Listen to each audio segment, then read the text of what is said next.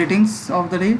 Myself C.A. Hemant Karunia, Assistant Professor Sri Samliaji Government College Mandfia, District Chittorgarh. Dear students, आज हम लोग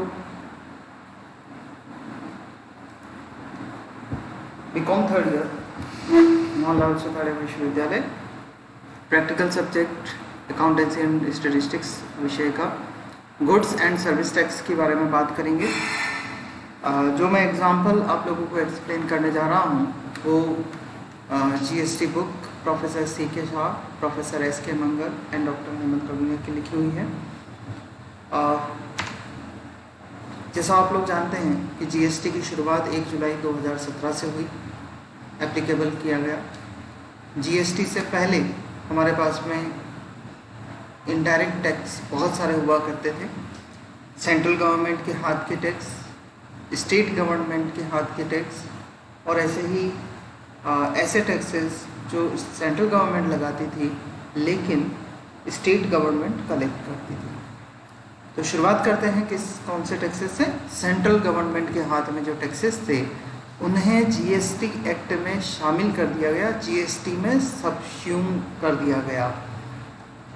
कौन कौन से थे ऐसे टैक्सेस जो सेंट्रल गवर्नमेंट के हाथ में थे but they are subsumed under GST are central excise duty, duties of excise, additional duty of excise जो कि कस्टम में लगा करती थी, goods for special importance, textile and textile products, additional duties under custom जिसे हम CVD के नाम से जाना करते थे, special additional duty of custom, service tax, cess and surcharge और सेंट्रल सेल्स टैक्स.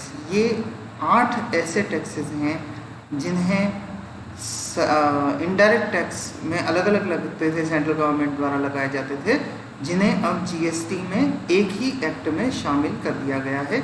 अब इनका अलग अलग एप्लीकेबिलिटी समाप्त हो चुका है. इसके बाद हम लोग आते हैं स्टेट गवर्नमेंट के हाथ में जो टैक्सेस थे, जैसे स्टेट द्वारा लगाए गए taxes, value added tax, purchase tax, luxury tax, entry tax, entertainment tax, tax on lotteries, betting and gambling, state cesses and surcharge. ये ऐसे टैक्सेस थे जो स्टेट गवर्नमेंट के हाथ में थे लेकिन अब जीएसटी एप्लीकेबिलिटी के बाद जीएसटी में शामिल कर दिए गए हैं. मतलब इन्हें अलग से हमें अब पढ़ने की जरूरत नहीं है. कुछ टैक्सेस ऐसे हैं जो अभी भी जीएसटी के दायरे में शामिल नहीं हैं, वो सेंट्रल गवर्नमेंट के हाथ में है या स्टेट गवर्नमेंट के हाथ में है. विद्यार्थी आप लोग इन्हें लिस्ट वाइज याद कर लें ताकि ऐसा क्वेश्चन कि जीएसटी का जब आपको इंट्रोडक्शन लिखना हो तो आप जीएसटी में शामिल किए गए टैक्सेस और जीएसटी में शामिल नहीं किए गए टैक्सेस दोनों का आप नोट डाउन कर सकें. अब अगर हमें जीएसटी को समझना है, प्रैक्टिकल वे में समझना है, तो इसका कुछ पार्ट प्रैक्टिकली हम लोग पहले देखते हैं और उसके बाद में हम इसकी थ्योरी पर आएंगे ताकि आपको बात समझ में आ सके, हर एक कंसेप्ट डेफिनेशन आप अच्छे से एक्सप्लेन कर सकें, समझ पाएँ. तो लीजिए एक क्वेश्चन लेते हैं. अ goods A sold goods worth ₹1 lakh to B. Goods attracted a tax rate of CGST यानी कि Central Goods and Service Tax at the rate 6% and SGST means State Goods and Service Tax at the rate 6% and IGST Integrated GST goods and service tax at the rate 12%. तो आप बस यहाँ ये बात समझ लें कि अगर राज्य के अंदर माल बेचा गया है तो हम CGST SGST एक्सप्लेन करेंगे, लगाएंगे, और अगर राज्य के बाहर माल बेचा गया है हम IGST लगाएंगे. मतलब SGST CGST और IGST दोनों एक साथ नहीं हो सकते, या तो CGST SGST होगा या IGST लगेगा. Find the total billing and tax payable by A to government. फिलहाल अगर हम इसे स्टेट के अंदर वाला मान लेते हैं, इंट्रा स्टेट सेल मान लेते हैं, तो इसका आंसर हम कुछ इस तरीके से देंगे.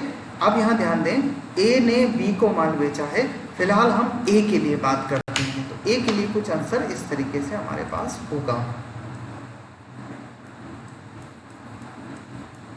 देखिए, टोटल बिलिंग बाय ए जब इनवॉइस बनाएगा, बिल बनाएगा, तो वो कैसे बनाएगा? ट्रांजेक्शन वैल्यू कितना था आपने अभी देखा था, 1 लाख रुपीज़। 1 लाख पे जैसे मैंने आपको अभी कहा कि हम इसे इंट्रा स्टेट मान लेते हैं, राज्य के अंदर की सेल मान लेते हैं अभी फिलहाल प्रश्न के लिए। तो CGST 6% प्रश्न में रेट दे रखी थी, SGST 6% रेट दे रखी थी। 1 लाख पर आप कैलकुलेट कर लो, 6,000 टोटल बिलिंग हो जाएगा 1,12,000। I think it is clear to you. अब टैक्स पेबल टू गवर्नमेंट, ये बात अब आपको समझनी है। CGST, SGST और एक टोटल का कॉलम बना लो। आउटपुट टैक्स मतलब जो माल बेचा, सप्लाई किया, उस पर कितना टैक्स लगा। ये जो हमने अभी देखा था कि ए ने बी को माल बेचा, अभी हम सेलर की बात कर रहे हैं। सेलर कौन है? ए ने आउटपुट टैक्स कितना दिया है? 6,000। CGST 6,000, SGST। अब अभी हमारे पास प्रश्न में ये इन्फॉर्मेशन नहीं थी कि ए ने ये माल कितने में खरीदा था, किससे खरीदा था, कब खरीदा था। तो हमने फिलहाल लिखा, खरीदने के लिए क्या लिखना पड़ेगा? Input tax credit. जो माल आप खरीद रहे हो, सप्लाई रिसीव कर रहे हो, उस पर आपको क्या क्रेडिट मिलेगा? Input tax credit. फिलहाल वो प्रश्न में अभी नहीं था, तो हमने 0 कर दिया। तो सरकार को कितना टैक्स जमा कराएगा? ये 6,000 रुपये। CGST 6,000, SGST टोटल 12,000 जमा होंगे। अब इसी प्रोसेस को हम बी के लिए बात करते हैं, देखिए सेम क्वेश्चन हम अगले के लिए देखते हैं। ये देखिए एग्जाम्पल सेकंड जो है वो ए फर्स्ट एग्जाम्पल का कंटिन्यूशन में है। बी, जिसने ए से माल खरीदा था पहले एग्जाम्पल में, who bought goods from A according to illustration number 1, sold the goods to C locally हो गया, मतलब इंट्रा स्टेट हो गया, with the value addition of 30% of cost. Find the total billing of B and tax payable by B to government. चलिए invoice की बात करते हैं। ए ने बी को माल बेचा था 1 लाख रुपीज़ का, तो बी ने माल खरीदा 1 लाख। यहाँ फिगर लिखने में मिस्टेक है। 1 लाख का 30% इन्होंने प्रश्न में कहा है, वैल्यू एडिशन करना है, मतलब प्रॉफिट और एक्सपेंडिचर का जोड़ना है। तो 1 लाख का 30% आप जोड़ दीजिए, 1 लाख प्लस 30% दैट इज 1,30,000। जब बी इस माल को आगे सी को बेचेगा, तो अगेन क्योंकि लोकली लिखा हुआ था, it means intra state CGST SGST applicable है, राज्य के अंदर का माल मानना है। CGST कितना परसेंट लगाओगे आप? 6%।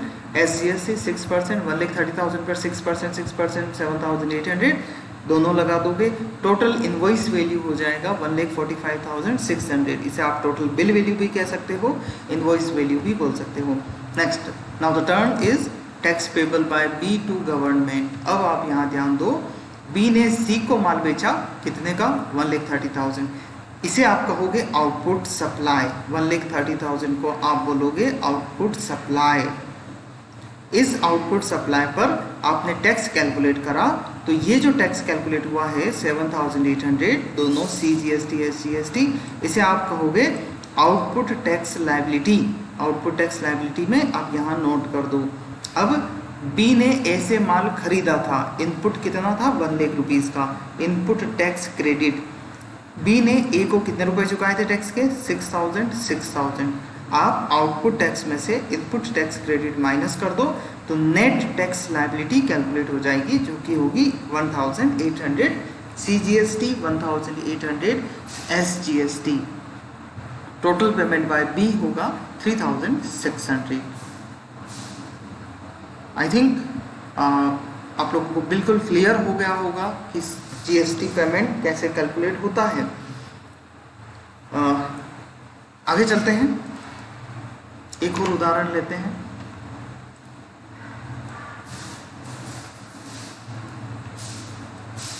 देखिए गवर्नमेंट को जो पैसा मिला, इसी उदाहरण में ये एक्सप्लेन भी किया गया है। उसके बाद अपन तीसरे उदाहरण पे चलते हैं। ए ने जब माल बेचा था तो 6000 का पेमेंट किया था गवर्नमेंट को, बी जो पेमेंट कर रहा है वो 1800 कर रहा है। देखिए आउटपुट टैक्स लायबिलिटी, गवर्नमेंट की रेवेन्यू आउटपुट टैक्स लायबिलिटी के बराबर आ चुकी है 7800। चलिए अगले क्वेश्चन की बात करते हैं।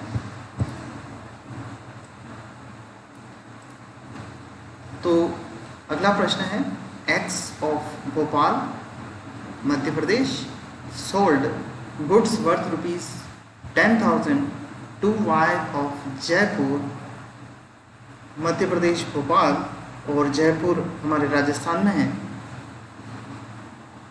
एक राज्य से दूसरे राज्य में माल अगर सप्लाई होता है तो यहाँ आप कहेंगे ये सप्लाई हुई इंटर स्टेट सप्लाई। राज्य के अंदर वाली को हम क्या कहते हैं, इंट्रा स्टेट सप्लाई। लेकिन एक राज्य से दूसरे राज्य में अगर सप्लाई होगा तो आप उसे क्या कहेंगे, इंटर स्टेट सप्लाई।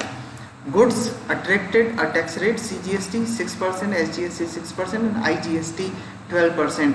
पहले उदाहरण में मैंने आपको कहा था, फर्स्ट एंड सेकंड उदाहरण में, कि इन्हें लोकली माना गया है या लोकल क्वेश्चन में लिखा गया है। वो इंट्रा स्टेट थे, मतलब CGST SGST एप्लीकेबल था। लेकिन एक राज्य से दूसरे राज्य में अगर माल जा रहा है इंटर स्टेट सप्लाई होने पर आपको IGST लगाना है, integrated goods and service tax 12%। तो देखिए एक्स ने वाई को माल बेचा 10,000 रुपीज़ का, 10,000 पर आप IGST एप्लीकेबल करेंगे 12% से 1,200। टोटल बिलिंग या total invoice value will be 11,200। Tax payable by X to government, क्योंकि इसका इनपुट हमारे पास नहीं है, हम सिर्फ आउटपुट टैक्स लायबिलिटी में लिखेंगे 1200, ITC उसका निल हो जाएगा, नेट टैक्स लायबिलिटी उसकी 1200 रहेगी। आई थिंक ये क्लियर होगा आपको। अब चलते हैं अगले एग्जाम्पल पे। तो इस एग्जाम्पल को आप कंटिन्यू याद रखें, एक्स ने वो वाई को माल बेचा था। नेक्स्ट कंटिन्यू करते हैं।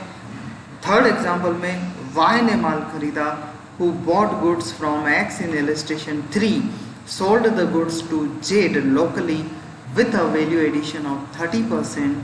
Same question but inter state के साथ में, sorry same question inter state purchase, but sale जो किया गया है इसके द्वारा वो लोकल किया गया है, मतलब CGST SGST एप्लीकेबल होगा। Find the billing value and tax payable by X to government. यहाँ मिस्टेक है प्रश्न में, tax payable by Y to government. 10,000 rupees, 10,000 का 30% वैल्यू एडिशन करना है। 13,000 का सेल वैल्यू होगा, वाई ने माल बेचा जेड को। नाउ एप्लीकेबल क्या होगा, CGST SGST, बिकॉज इसे जो जेड लोकली माल बेचा गया है। 6% 30,000 का 780, 6% 780 13,000 का। Total invoice value 14,560। Now tax liability को आप यहाँ बहुत ध्यान से समझें, बिकॉज GST में टैक्स लायबिलिटी कैलकुलेट करना बहुत ट्रिकी वर्क है। आसानी से आपको समझ में आ जाएगा। देखिएगा, tax payable by government by Y to government.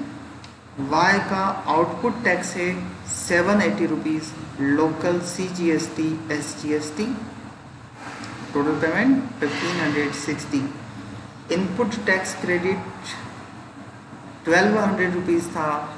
IGST integrated goods and service tax IGST 1200 में से बच्चों आप लोगों को सबसे पहले CGST 1200 क्या था आपके पास, IGST का इनपुट टैक्स क्रेडिट आपको CGST में से लेना है। 780 आप पूरा ले लीजिए।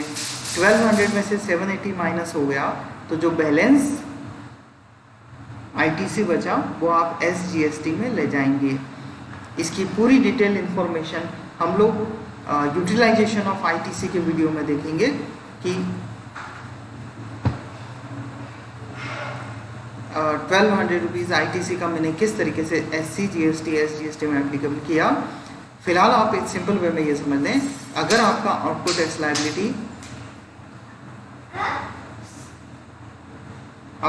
लायबिलिटी 780 रुपीज़ CGST SGST है, इसमें से अगर आपको IGST की छूट लेनी है तो जैसे 1200 की लेनी है तो तो पहले आप 1200 CGST के लिए यूटिलाइज करोगे, 780 यूटिलाइज हो गया।